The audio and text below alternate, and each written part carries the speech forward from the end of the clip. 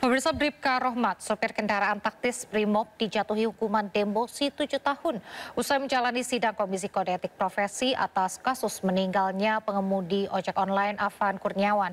Sidang digelar tertutup di Gedung TNCC Mabes Polri, Jakarta. Dengan kejadian yang viral atas nama pribadi dan keluarga, dengan lubuk hati yang paling dalam,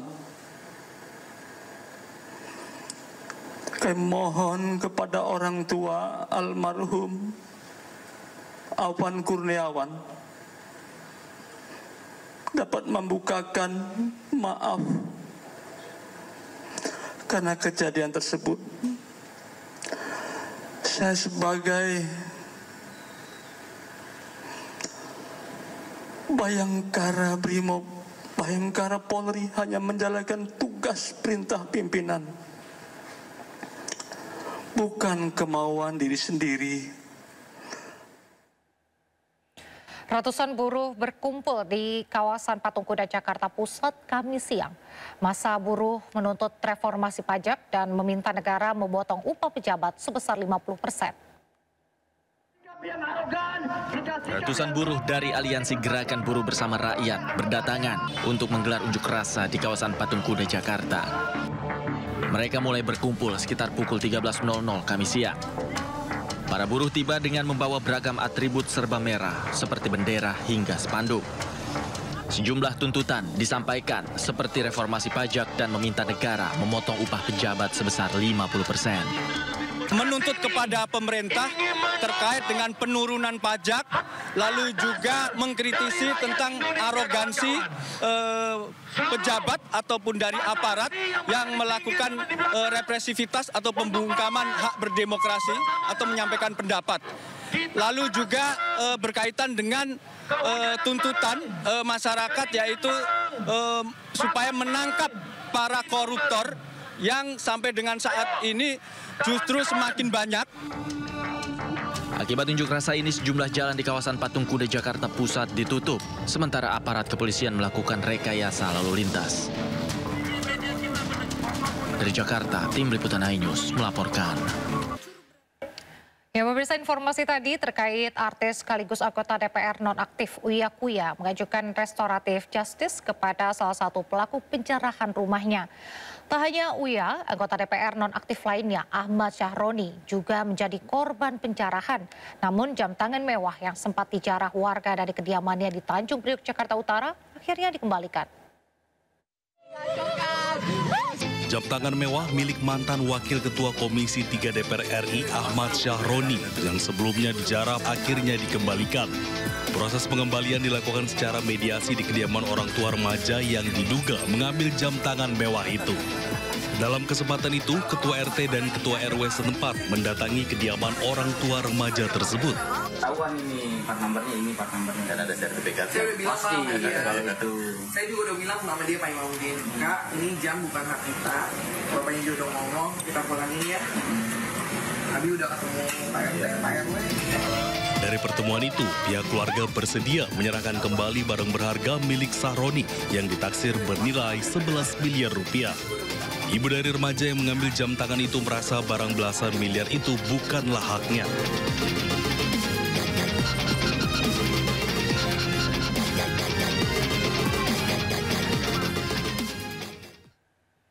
Pemirsa, rumah Menteri Keuangan Sri Mulyani juga menjadi sasaran penjarahan. Usai penjarahan, Sri Mulyani curhat di Instagramnya. Ia merasa kehilangan karena lukisan bunga miliknya diambil oleh penjara.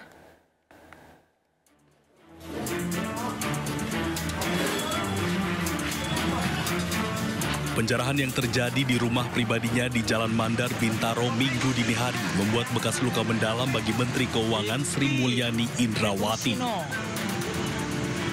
Melalui akun media sosialnya, SN Indrawati, bendahara negara itu memposting gambaran luka penjarahan terhadap dirinya dengan mengabarkan hilangnya lukisan bunga karyanya sendiri akibat dicuri penjara berjaket merah. Sri Mulyani mengatakan lukisan bunga yang ia lukis sendiri 17 tahun lalu itu merupakan hasil dan simbol perenungannya serta kontemplasi diri. Lukisan yang dijarah pria berjaket merah itu ia sebut sangat pribadi, layaknya rumah yang dijarah. Ia menganggap hilangnya lukisan karya pribadinya karena dijarah itu serupa dengan hilangnya perasaan aman, kepastian hukum, dan kemanusiaan yang adil dan beradab dari bumi Indonesia. Sejumlah tokoh keamanan nasional seperti penasehat khusus Presiden bidang politik dan keamanan Wiranto hingga Kepala BIN mendatangi Istana Merdeka. Mereka mengaku belum mengetahui agenda pembahasan dengan Presiden Prabowo, namun menduga terkait dengan situasi keamanan nasional. Kepala BIN, Letjen TNI Purnawirawan Muhammad Herindra dan Kepala Bapisus Aris Marsudianto mendatangi kompleks istana mengaku dipanggil Presiden Prabowo. Lalu penasihat khusus Presiden bidang politik dan keamanan Wiranto serta penasehat Presiden bidang urusan pertahanan Dudung Abdurrahman juga datang ke istana. Herindra menyatakan akan memberikan informasi penting kepada Presiden.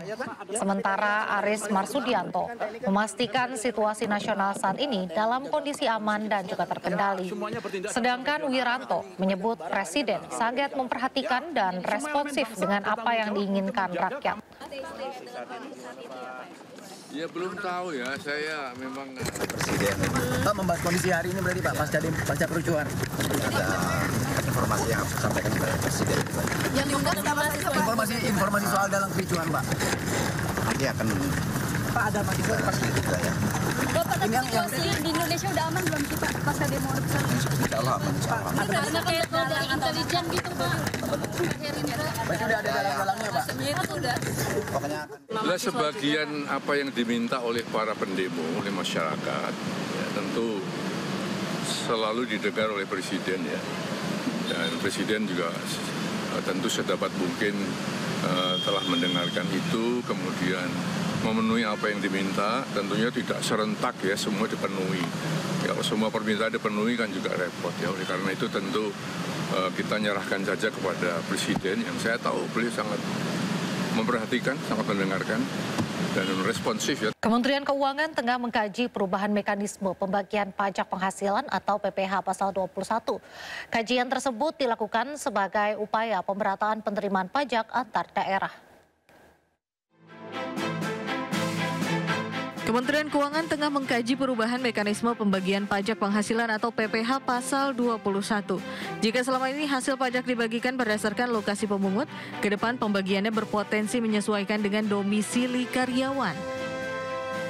Menurut Wakil Menteri Keuangan Anggito Abimanyu, kajian tersebut dilakukan sebagai upaya pemerataan penerimaan pajak antar daerah.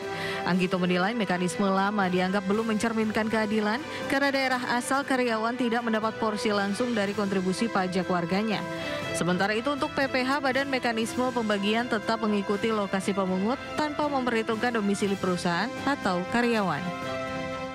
Untuk PPh karyawan atau PPh 21 yang dipotong dan dibagi hasilkan ke daerah, selama ini memang mendasarkan diri kepada pemotong.